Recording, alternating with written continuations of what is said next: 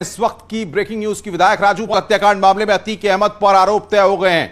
हत्या आपराधिक साजिश की धाराओं में ये आरोप तय हुए हैं। CBI special anti corruption court ने आरोप तय किए हैं। 3 नवंबर को मामले में अगली सुनवाई होगी। अतीक अहमद पर आरोप तय हो गए हैं। विधायक राजू पाल हत्याकांड मामले में अतीक अहमद पर आरोप तय किए गए। एंटी करप्शन कोर्ट ने ये आरोप तय कर दिए हैं। 3 नवंबर को अब मामले में अगली सुनवाई होगी।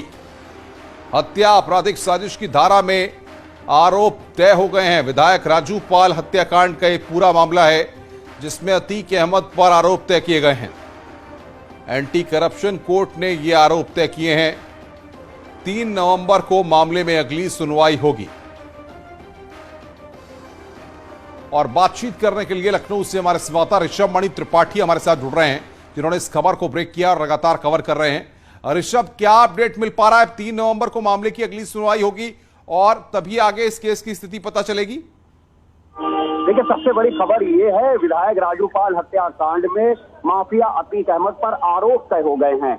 हत्या, आपराधिक साजिश और हत्या के प्रयास की धाराओं में आरोप तय हुए। ये बहुत ही गंभीर आरोप हैं। आईपीसी में जो सबसे बड़ी सजा होती है वो इन्हीं धाराओं में होती है। अशरफ के ऊपर आरोप पहले तय हो चुके थे, आज माफिया अतीक अहमद के ऊपर भी आरोप तय हो गए हैं। तो अतीक अहमद की मुश्किलें बढ़ना अब तय है। अब ये मामला ट्रायल पे आ जाएगा। 3 नवंबर को इस मामले की अगली सुनवाई होनी है। अभी जो कोर्ट रूम से हमें जानकारी मिली है उसके मुताबिक कुछ ही देर में अतीक अहमद कोर्ट से निकलेगा और लखनऊ से सड़क मार्ग द्वारा सड़क से जाएगा सीधे साबरमती जेल।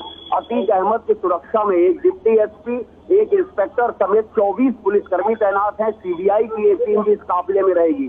2 इनोवा और 1 प्रिजन वैन के जरिए ये पूरा काफिला अभी कुछ देर में ही राजधानी लखनऊ से साबरमती के लिए निकल जाएगा। एक बहुत बड़ी जिम्मेदारी उनके काफिले में तैनात पुलिसकर्मियों के ऊपर भी रहेगी।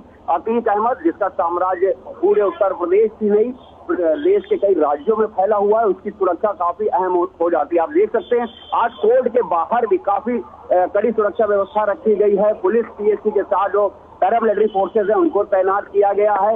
अतीक अहमद एक बड़ा अपराधी है, आप ये कह सकते हैं सबसे बड़ा गैंगस्टर है उत्तर प्रदेश का। 1100 करोड़ रुपए की संपत्ति अब तक गैंगस्टर एक्ट के तहत अतीक अहमद और उसके परिवार और उसके गैंग से जुड़े लोगों की कुर्क की जा चुकी है। अब अतीक अहमद के ऊपर ये एक बड़े मामले में आरोप तय हो गए हैं। अब ये मामला ट्रायल पे आ जाएगा। अनुपम। ऋषभ, लेकिन एंटी करप्शन कोर्ट ने जिस तरीके से आरोप तय किए हैं, अब कहीं ना कहीं अतीक अहमद की मुश्किलें पहले से तो और पड़ी हुई थी, अब और बढ़ गई हैं।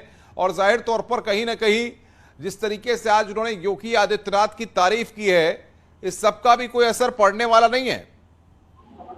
देखिए, वो एक जुडिशियल प्रोसेस है। जुडिशियल प्रोसेस अपनी रफ्तार से चल रही है।